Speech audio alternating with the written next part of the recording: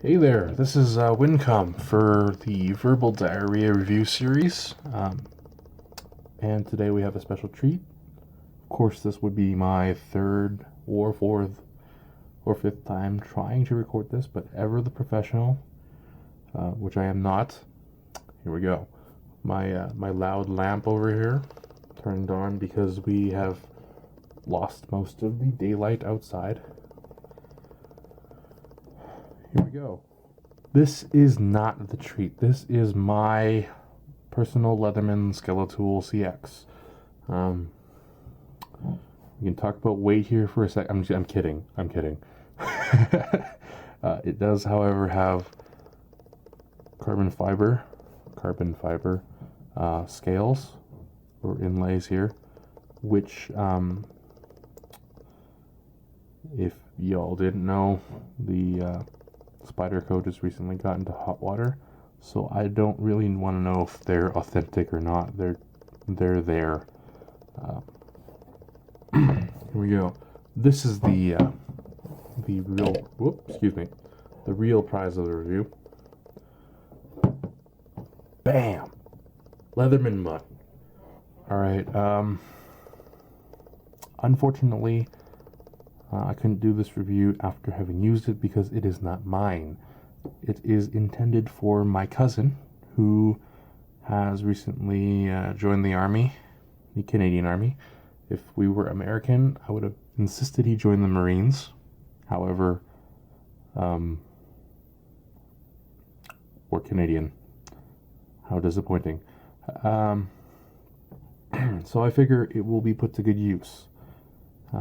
Let's just talk about weight here for a second, for real. It is pretty hefty compared to, also for size comparison, it's about the same length as all Leatherman tools. They're all roughly about this long. For size comparison, here's my 350. Put it down here. It's not super bad. It's not heavy. It's really good use of the weight and the size. I'm not really sure you could make it much smaller for the amount of intended use and heart and ability they put into this. I don't know. My terminology is going out the window here. Moving on. They're about the same length. However, they are a completely different class. This is my everyday set of pliers that I really have been abusing, and they've held up pretty good. It has a 154 cm knife here, which I'm not entirely happy with, but that's a story for another separate review. The main attraction here for both would be pliers and a screwdriver. That's it. You want a Swiss Army knife? Get a Swiss Army knife. We're here for these. Here we go. I'll talk about the MUT for a second. We've got carbon scraper here. A little bronze scraper for carbon for your AR. A little nice plastic resting pad here. Makes it sit nice and flush. We've got a another, what is this? I'm sorry, this is not mine. You hadn't noticed by now. This is a punch, and apparently also you can unscrew this for here, and yeah, you can put on a brush unit to clean your AR. I suspect that would be rather useful. Again, we've got a nice resting pad here. Excuse me while I scratch my nose. And we've got a hammer. Fits your hand real nice like this to do some hammer time.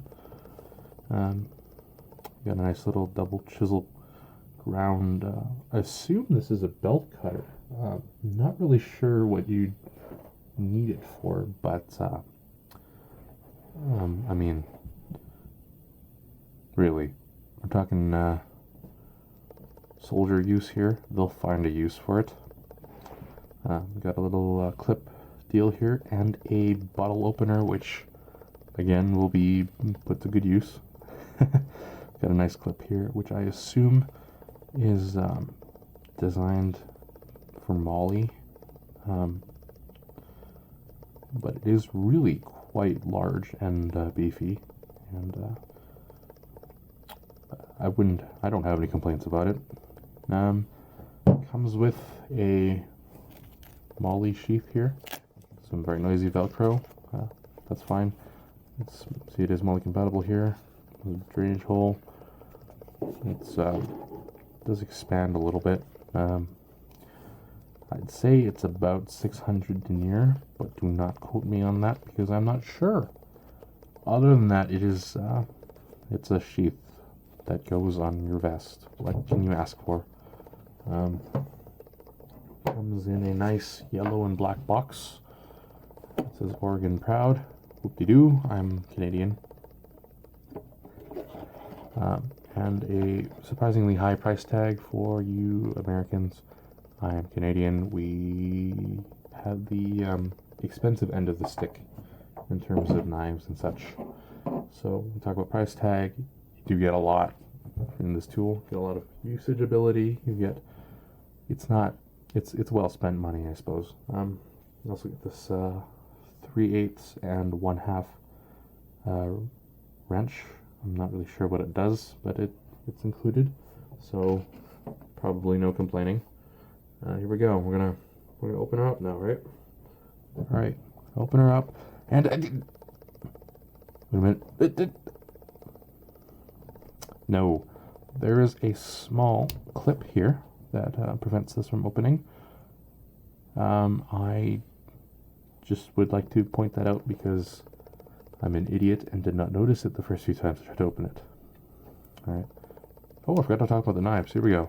The knife. I think this is either 420 HC or 154. Leatherman's pretty fond of it. The serrations are kind of on the wrong side if you're right-handed, but it's not so bad. I put a micro bevel edge on it, but it is still micro serrated, and it should hold up pretty good. It's got this black oxide coating on it. It's got a similar to a liner lock deal here. It's not very big, but this is not the main point of the tool, really. I'm going to close this. I'm going to go to the other side here. Same deal. Got a wood saw, or just a saw in general. It tears through things. I doubt you need much maintenance, but it's also got a lock up here.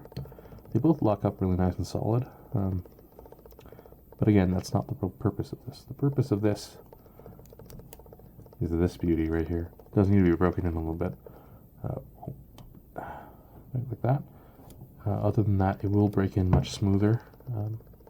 I could stand it grease it a little bit before I let go of it, but it's alright. So this is a black oxide version. It's got the coating on here. Needle nose combo pliers, replaceable wire cutter. Got a wire stripper down here. Also, this does work as a wire stripper, sort of, if you're careful. Oh yes, all the tools here are meant to be user replaceable to make life easier. But here we go. Got the screwdriver here. It looks a little bit flimsy, but I can tell you it is quite a bit more secure than, than this one here. This is pretty good. I mean, you're not really pulling out on screwdrivers, you know. That's what she said. But excuse me. But you know, it operates the same way, even though it doesn't really look like it. It's just a push down. There we go. It is quite a bit more secure than the one on smaller Leathermans, and that can really only be a good thing. We'll close it back up and move on. This is the main bit storage here. Just slide it in and out like that, little plastic runner here. The other bits are housed on the side here of the hammer, and you just pull them out like this. And this is an extended 1/4 and number 2 flat end Phillips combo head. This one is also number 2 and 3/16. No, is it? My goodness, I can't read upside down. Number 1 to 2 and 3/16. Doesn't matter. I mean, Phillips and flatheads are pretty universal. You know what you're doing. Shouldn't be stripping them anyway. This one I've had a little difficulty getting out, but it is a T15 and a 7/64 hex wrench. It's also elongated for extra, I don't know, leverage. But anyway, you know, it's not really the point. We've got this 3-position stop here to prevent you from losing these, which is extremely useful. Once they've been worn in, they'll just slide in and out. As is right now, they're a little bit tight, which is fine. There you go. This is I am pretty miffed that I don't get to keep this, but again, it is going to good use, and yeah, there we go.